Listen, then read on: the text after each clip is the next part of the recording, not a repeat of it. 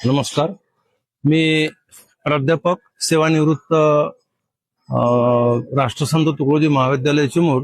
जेव्हापासून मी चिमूरच्या महाविद्यालयामध्ये नोकरी करायला लागलो तेव्हापासून मी या गोंधळा गुंफा यात्रेच्या वेळेला दरवर्षी इथे येत असतो.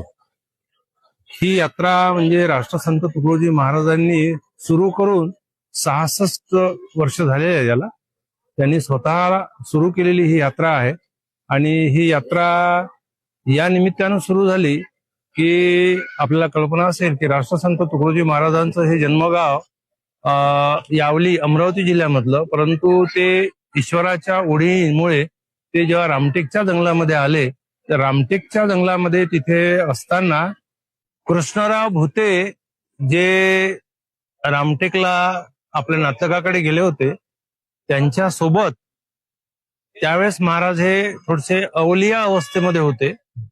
म्हणजे त्यांना लोक एक वेड्यासारखं म्हणा किंवा थोडीशी एक वेगळी अवस्था होती. तर त्या अवस्थेमध्ये कृष्णराव भोतेंच्या सोबत ते त्यांना नेरीला घेऊन आले. त्यांची शेती इथे खांबाड्याला असल्यामुळे ते खांबाड्याला सुद्धा आले आणि नंतर इथे गोंधळ्याच्या या गावाशी त्यांचा संपर्क आला आणि इथे जे काही गुराखी वगैरे होते त्यांच्या सोबत ते या टेकडीवर आले आणि इथे त्यांनी त्यावेळेला इथे संपूर्ण जंगल, घनदाट जंगल होतं आणि या इथे जी ज्याला आम्ही गुंफा म्हणतो, जी सभोवतालची जी वेली आहे ती पूर्णपणे तशाच राखली गेलेली आहे.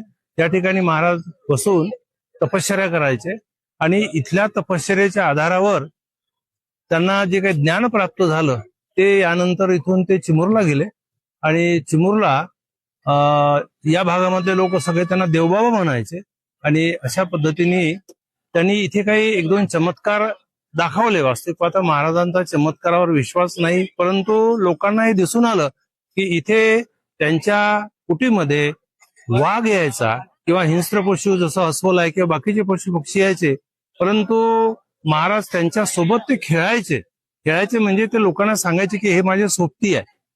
अशा पद्धतीने लोकांचा महाराजांच्या वरचा एक विश्वास वाढत गेला आणि पुढे नेरीला एक भोजपत्रावरील त्यांनी एक लेख वाचला. तो लेख कुणालाही समजत नव्हता, परंतु महाराजांनी तो लेख वाचला आणि त्यामुळे लोकांची एक श्रद्धा त्यांच्यावर बसत गेली आणि लोक त्यांना देवबाबा म्हणून म्हणू लागले.